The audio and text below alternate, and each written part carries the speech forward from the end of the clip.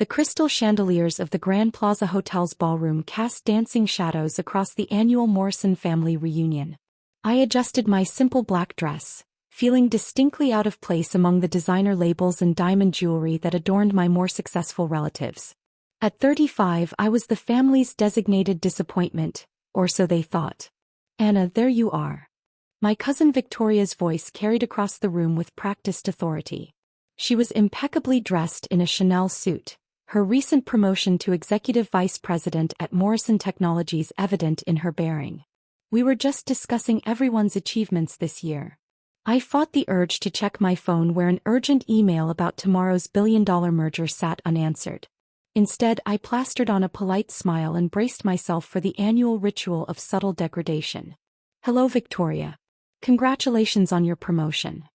I kept my voice neutral, remembering the stack of confidential documents in my home office that bore Victoria's increasingly desperate signature requests from the past month. Thank you, darling. She air-kissed my cheek, her perfume expensive and overwhelming. I'm surprised you heard about it, given how disconnected you are from the corporate world. She gestured to our gathered relatives. We were just discussing how everyone's doing so well.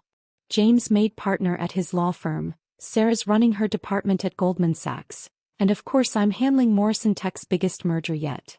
Victoria's mother and my father's sister, Aunt Eleanor, joined us, champagne flute in hand. And what about you, Anna?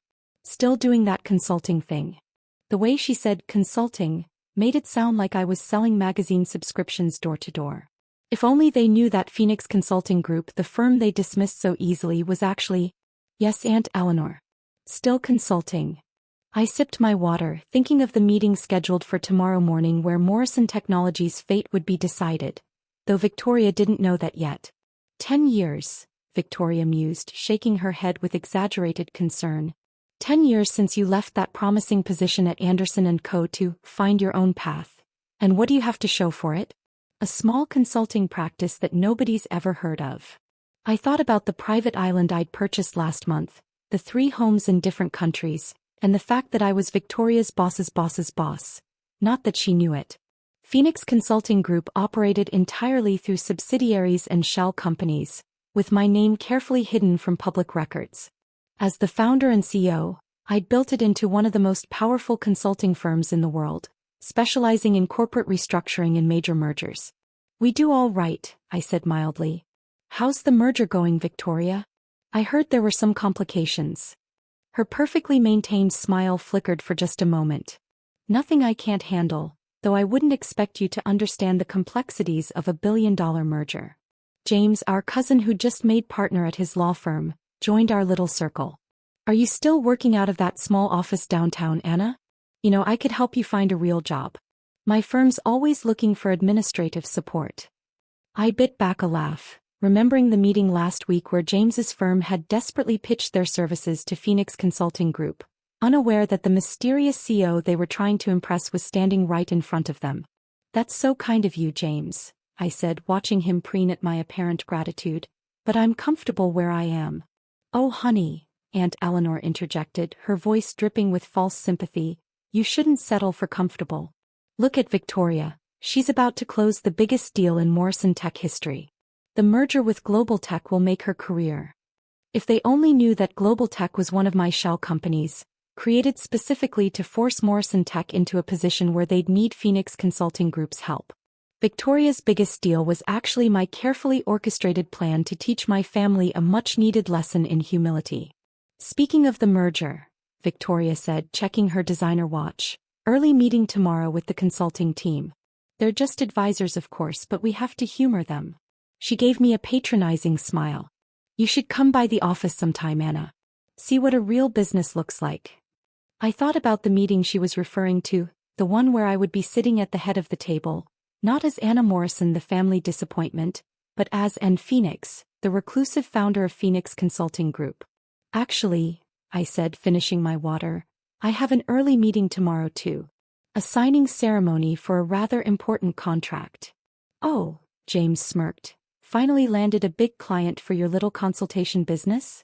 Something like that, I smiled, thinking of the stunned expressions I'd see tomorrow. You could say tomorrow will change everything. As I left the reunion, I heard Victoria's carrying whisper, "Poor Anna, still a nobody after all these years. What a waste of potential." In my car, I finally checked the email that had been buzzing in my pocket. It was from my COO. "Everything's set for tomorrow.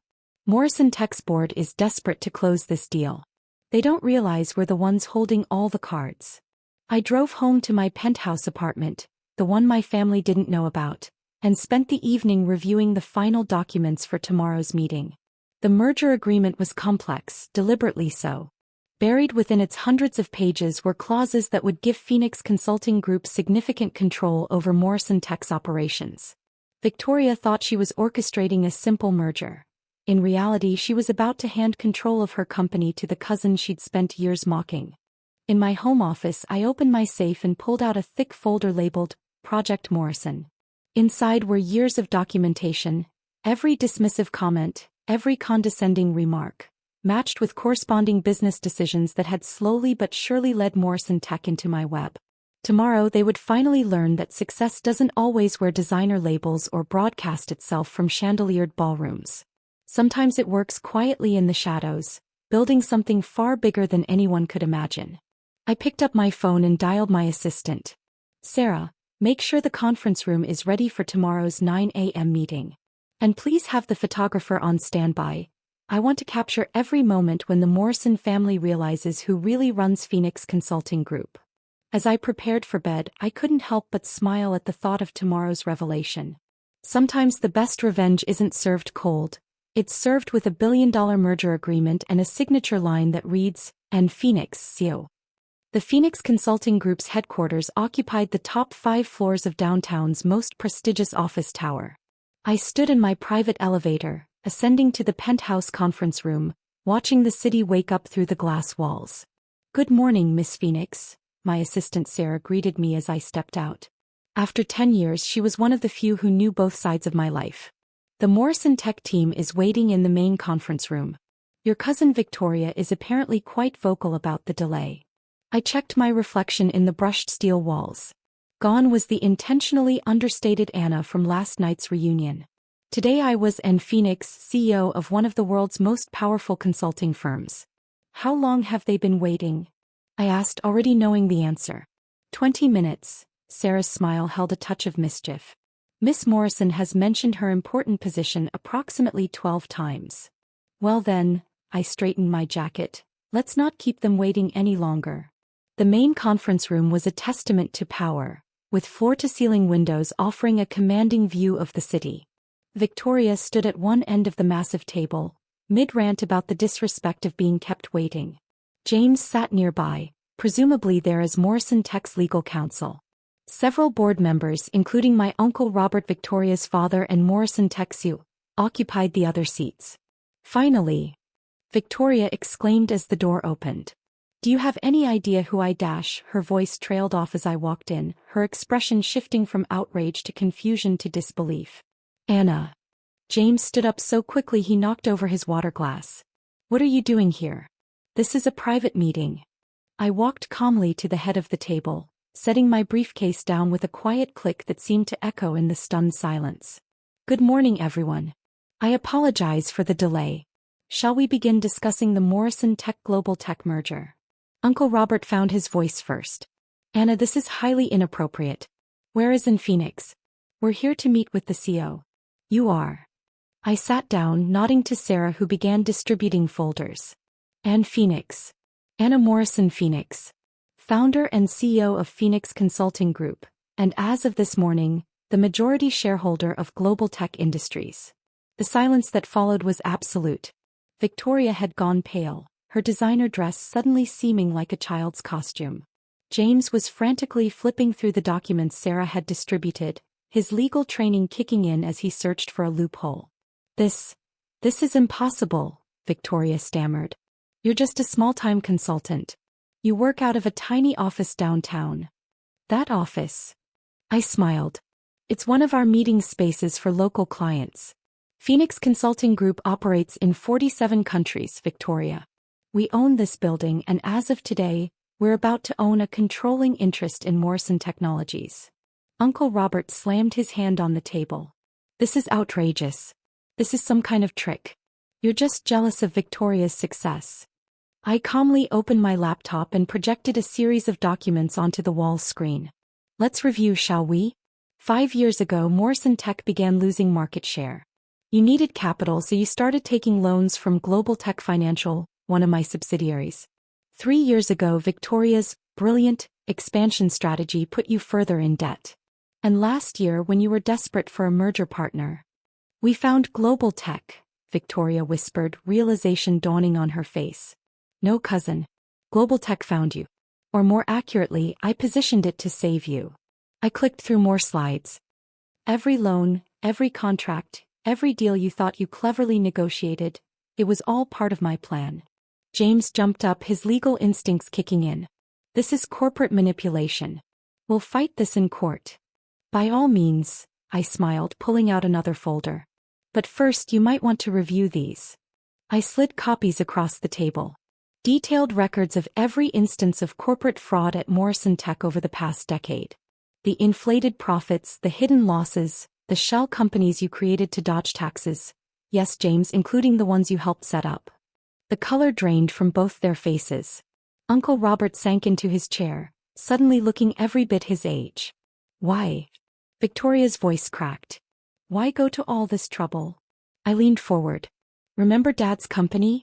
The one he built from nothing? The one you and Uncle Robert forced him to sell during his illness, claiming you'd protect his legacy? Uncle Robert shifted uncomfortably. We gave him fair market value. Fair. I felt years of controlled anger surface. You manipulated his medication schedule to ensure he wasn't lucid during the negotiations. You convinced Mom that selling was the only way to pay for his treatment. Then you stripped the company for parts and laid off hundreds of loyal employees. I stood up, walking to the window. Dad died believing his life's work had failed. That's when I decided to build something he would have been proud of, something that would eventually bring justice. So this is revenge? James scoffed, though his voice trembled. No, I turned back to face them. This is business. Phoenix Consulting Group legitimately owns controlling interest in Morrison Tech now. Every contract is legal, every transaction documented. The only difference is I'll run it the way Dad would have, with integrity. Victoria, always quick to spot an angle, straightened up. We can work something out, Anna. We're family after all. I could help you manage Dash. Actually, I interrupted, your position has been eliminated in the new organization structure. But don't worry, I'm not heartless. You'll receive a generous severance package, provided you sign these non-disclosure agreements. As Sarah distributed the paperwork, I continued, James, your law firm's services will no longer be required. And Uncle Robert, your retirement package is detailed on page 3. The next hour was a blur of signatures and subdued legal discussions. As the room slowly emptied, Victoria lingered at the door. All these years, she said quietly, while we were mocking you, I was building an empire, I finished. One that honors Dad's memory. After they left, Sarah brought in a familiar wooden box, Dad's old humidor that used to sit on his desk. Your father would be proud, she said softly. I opened the box and pulled out a photo, Dad at his company's opening day, young and full of dreams. Next to it, I placed a new photo, the Phoenix Consulting Group logo now mounted on the Morrison Tech building. The thing about Phoenixes, I murmured, is that they rise from the ashes stronger than before. My phone buzzed, the stock market had opened and Morrison Tech's shares were soaring under its new management. Dad's legacy wasn't just restored, it was transformed into something even greater. As I looked out over the city, I thought about tonight's charity gala, another family event where the Morrisons traditionally flaunted their success. This time I wouldn't be the quiet cousin in the corner. This time, I'd be the one making the announcements about Morrison Tech's new direction, its commitment to ethical business practices, and its renewed dedication to its employees. Sometimes the best revenge isn't about destroying your enemies. It's about building something so magnificent that their petty achievements pale in comparison. And as I prepared for the evening ahead, I couldn't help but smile at the thought of Victoria's face when she realized that her nobody cousin now controlled not just her company, but her entire future. Success, after all, is the sweetest revenge. That evening, the annual Morrison Family Foundation Gala was in full swing at the same Grand Plaza Hotel where we'd had our reunion just yesterday. But tonight was different. Tonight I wasn't hiding anymore. I arrived fashionably late, wearing a custom Alexander McQueen gown that cost more than Victoria's monthly salary. The whispers started immediately as I walked in. News of the morning's events had spread like wildfire through the family. "Ladies and gentlemen," the announcer's voice boomed, "please welcome Ms. and Phoenix Morrison, CEO of Phoenix Consulting Group and the new chairman of Morrison Technologies." The silence was deafening. Aunt Eleanor nearly dropped her champagne glass. Across the room, Victoria stood frozen, her usual social circle having already deserted her for more promising connections. I took the stage with measured steps, enjoying the weight of every eye in the room. "Good evening, everyone. Today marks a new chapter for Morrison Technologies." I paused, surveying the crowd. "And a new chapter for our family's legacy." The presentation screen behind me lit up with images, Dad's original company logo morphing into the Phoenix Consulting Group emblem, then merging with Morrison Tech's brand.